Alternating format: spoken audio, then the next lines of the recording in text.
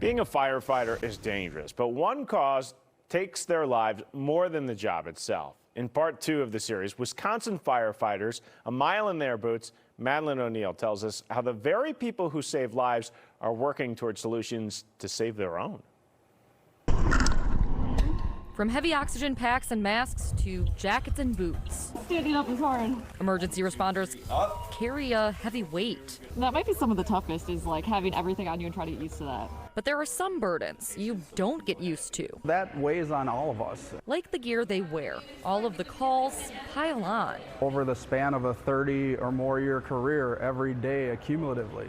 So it sounds like we do have a pulse. What I experienced for just one day in Fire Ops 101 training alongside leaders from across the state brought a toll I didn't expect. Yes, it was physically demanding and probably way harder than I thought, and I've never sweat so much in my life.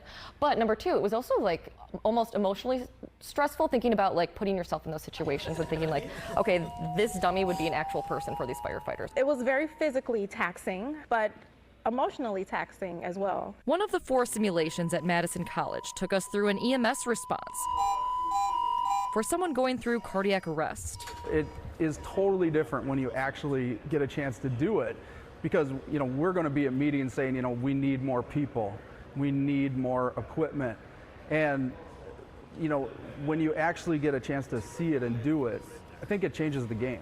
I feel a pulse, yeah. It's the kind of heaviness emergency responders say they pick up at all kinds of scenes. We're all human, and so we don't have any special gene that makes us not have those human emotions that everybody has when they see these people in such distress. One of the things that we can't replicate here, which is probably one of the most difficult parts of a vehicle extrication, is the human element.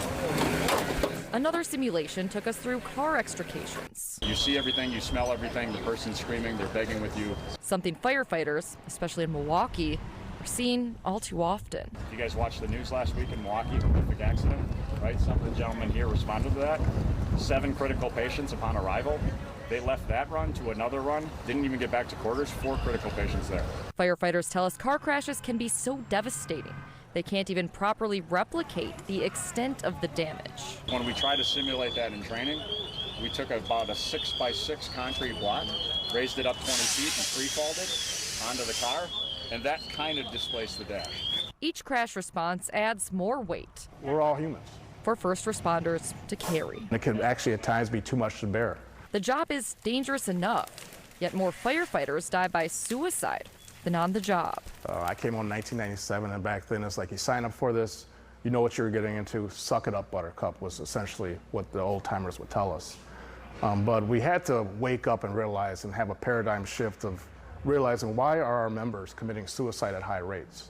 Professional Firefighters of Wisconsin President Malin Mitchell says part of that shift includes a 2021 Wisconsin bill making workers' compensation more accessible for firefighters. It provided coverage for those that have been diagnosed by a clinician with PTSD or AODA issues, depression, other things, to be able to get the help they need. The things we see, the things we experience, they add up to a point sometimes where we need help. Pete Friedrichs with PFFW says the bill doesn't extend to standalone EMS workers, something they're working with state politicians to change. He says PFFW's peer support team is more active than ever, helping the people who do this kind of work We're back in cardiac arrest. every day. Our fire departments are so important. We really do need to invest in them, and we need to support them as well. It's a heavy burden.